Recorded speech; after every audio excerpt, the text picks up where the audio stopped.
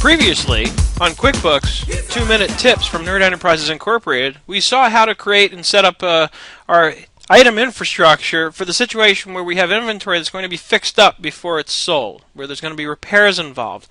And I showed you that we have the original purchase price as one sub-item, and we put the repairs in as a secondary sub-item under the parent for Auto 1 in this case. And that would be, obviously, in the real world, would be probably like a make and model or whatever it is that we are selling here.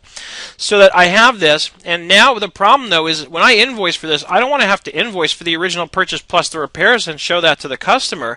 Now, if I'm not showing the invoice to the customer because I have other paperwork that I'm using in QuickBooks that's just for internal tracking, then I can do it. Then I can just invoice for the two items to close it out. But even that may not be so practical. So let's run our inventory valuation summary. Because what I would do, if it were my business doing this, is I would actually come over here to the items and I would create a new item.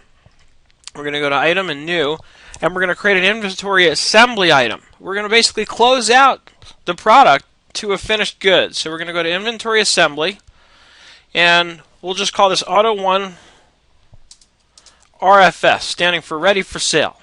Right? It comes up with cost of goods sold as a cost of goods sold account.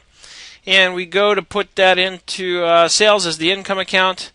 Now, first item it needs is the original purchase. The second item it needs is the repairs. And our inventory valuation summary is going to tell us how that needs to be structured. Obviously, the quantity here is going to be 1.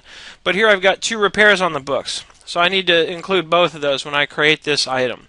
And then as soon as I've got that all in place, I say OK. And then I go to Vendors, Inventory Activities, Build Assemblies. It's a little bit of extra work, but it makes for clean tracking in QuickBooks.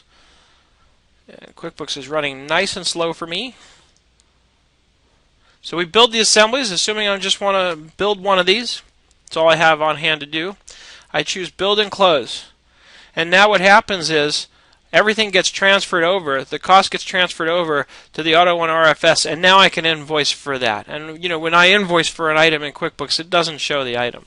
So that's the exciting conclusion to QuickBooks for inventory when there's repairs involved. As always, email seth@nerdenterprises.com if you have any questions at all.